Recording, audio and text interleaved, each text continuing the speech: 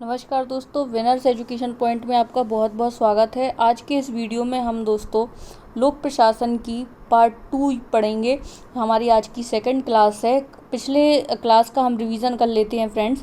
पिछली क्लास में हमने पढ़ा था प्रशासन क्या है, प्रशासन की प्रमुख परिभाषाएं, लूथर गुलिक के अनुसार प्रशासन की परिभाषा और प्रशासन का महत्व बताइए, लोक प्रशासन क्या है। आज हम पढ़ेंगे दोस्तों लोक प्रशासन की प्रमुख विशेषताएं, लोक प्रशासन की प्रकृति, और ये क्वेश्चन आज हम पढ़ेंगे।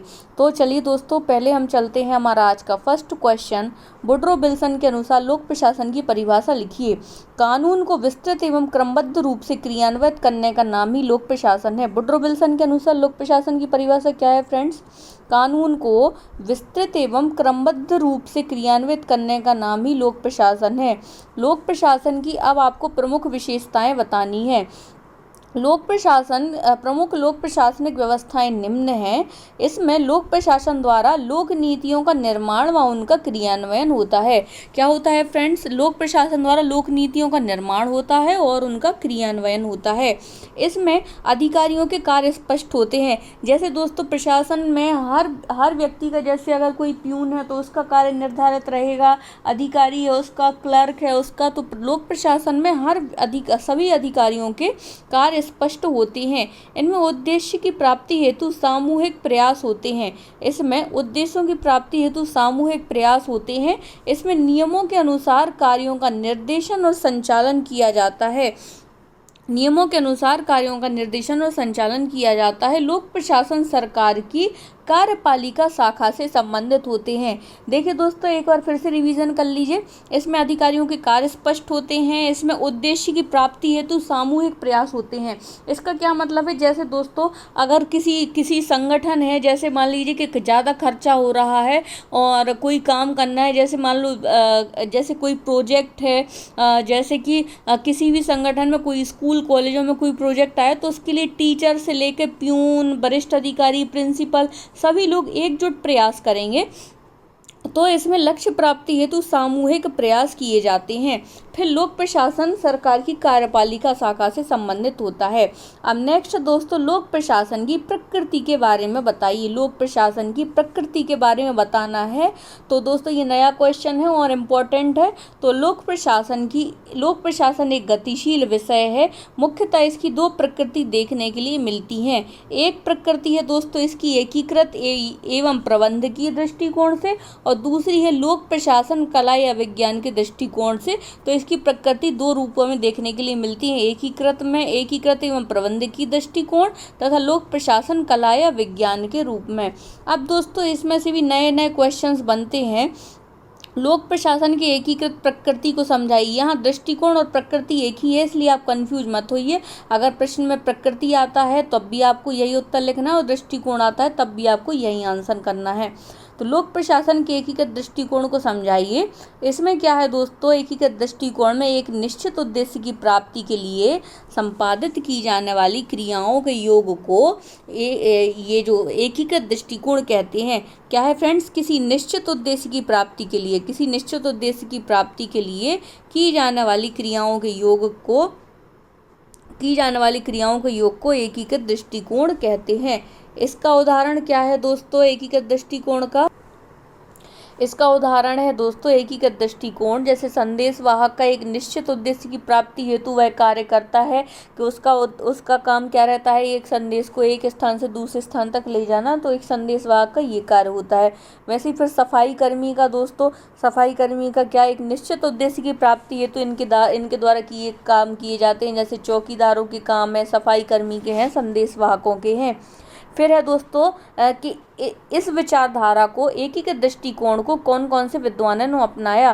तो इन प्रमुख विद्वान जिन्होंने इस दृष्टिकोण को अपनाया वह थे दोस्तों डीमार्क, फिफ्नर और पिल्सन। अगर आप इन वैज्ञानिकों के नाम लिखते हैं तो आपको अच्छे नंबर मिलते हैं। तो ये डीमार्क, फिफ्नर और पिल्सन द्वारा एकीकृत दृष्टिकोण को अपनाया था। अब नेक्स्ट दोस्तों, लोक प्रशासन के प्रबंधात्मक दृष्टिकोण को समझाइए। इसका प्रबंधात्मक दृष्टिकोण से क्या समझते हैं आप? इस दृष्टिकोण में वे सभी प्रशासनिक क्रियाएं शामिल हैं जिनका संबंध प्रबंध से होता है। जिनका संबंध किससे होता है, प्रबंध से होता है। और साथ ही जिस प्रबंध का मतलब होता है दोस्तों मैनेज करना, और साथ साथ ही संपूर्ण प्रशासनिक संगठन को सामूहिक रूप से कार्य करने के लिए नियंत्रित करती हैं। इसमें वे सभी क्रियाएं सम्मिलित होती हैं जिनका संबंध प्रबंध से होता है और जो संपूर्ण प्रशासनिक संगठन को सामूहिक रूप से कार्य करने के लिए नियंत्रित करती हैं। तो एक ऐसा दृष्टिकोण क्या कहलाता है, प्रबंधात्मक दृष्टिकोण। जैसे कि प्रबंधात्मक दृष्टिकोण में होता है दोस्तों जो एक मैनेजेरियल कमेटी रहती है किसी संस्थाओं में, जो नेगोशिएट करती है, जो सभी से बात करती है, डीलिंग करती है और एक निश्चित उद्देश्य की प्राप्ति हेतु कार्य करने के लिए नियंत्रित करती है। तो वह लोक प्रशासन का प्रबंधात्मक दृष्टिकोण है।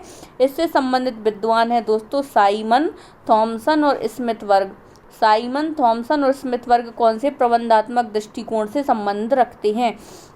नेक्स्ट दोस्तों, अब लोक प्रशासन विज्ञान है या नहीं, तो लोक प्रशासन को अब विज्ञान का दृष्टिकोण के आधार पर हमें बताना है। तो वुडरो विल्सन ने, सबसे पहले बता दूं आपको कि वुडरो विल्सन ने लोक प्रशासन को विज्ञान की संज्ञा दी है। जब आप इस प्रकार के कोट लिखेंगे किसी थिंकर के अनुसार तो उसकी ऑथेंटिसिटी बढ़ जाती है। तो यहाँ वुडरो विल्सन ने लोक प्रशासन को विज्ञान की संज्ञा दी है। इसके स्रोत कौन कौन से, इसके स्रोत हैं दोस्तों लूथर गुलिक और उर्विक। ये दो विद्वान हैं, लूथर गुलिक और उर्विक।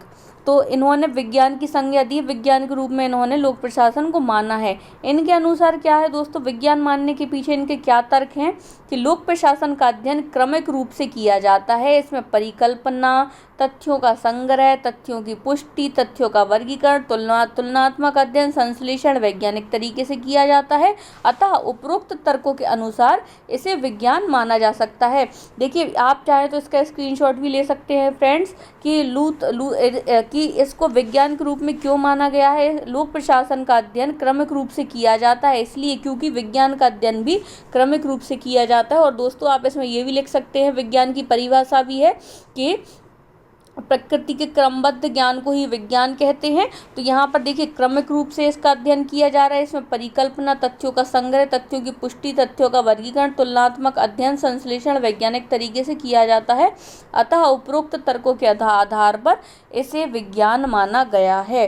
फिर है दोस्तों लोक प्रशासन को अब कला क्यों माना जाता है। लोक प्रशासन को कला क्यों माना जाता है, तो दोस्तों इसके जो विद्वान है वह है ग्लेडेन। इन्होंने कला के रूप में माना है। कला क्यों माना है, अब दोस्तों कला से क्या तात्पर्य, सबसे पहले आपको इसमें कला की परिभाषा लिखनी है और फिर आपको बताना है कि चूंकि कला की परिभाषा ये है, अतः हम इसको लोक प्रशासन विषय को कला भी मान सकते हैं।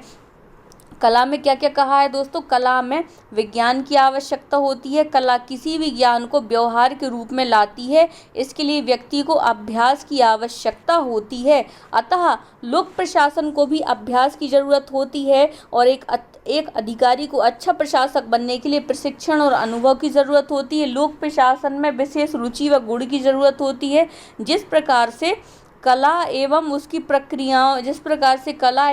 प्रक्रियाओं को सीखने में भी विशेष रुचि एवं गुण की ज़रूरत होती है। अतः हम कह सकते हैं कि लोक प्रशासन एक कला के रूप में है। देखिए कला की इन्होंने सबसे पहले परिभाषा बताई कि कला में ज्ञान की आवश्यकता होती है। कला किसी भी ज्ञान को व्यवहार के रूप में लाती है और व्यक्ति को इसके लिए अभ्यास की ज़रूरत होती है। अतः लोक प्रशासन को भी अभ्यास की आवश्यकता होती है। एक अधिकारी को अच्छा प्रशासक बनने के लिए प्रशिक्षण और अनुभव की जरूरत होती है। लोक प्रशासन में विशेष रुचि व गुण की ज़रूरत होती है। जिस प्रकार से कला एवं उसकी प्रक्रियाओं को सीखने के लिए जो है विशेष रुचि व गुण की आवश्यकता होती है। अतः हम कह सकते हैं कि लोक प्रशासन को कला का विषय भी माना जा सकता है। तो दोस्तों आज की ये सेकंड क्लास कंप्लीट हुई आपकी, और अगर आपको ये क्लास पसंद आती है लोक प्रशासन की तो प्लीज़ हमें कमेंट के जरिए बताइए ताकि हम आपको और भी ऐसा ही उपयोगी यूज़फुल कंटेंट प्रोवाइड करा सकें। Thank you for watching friends.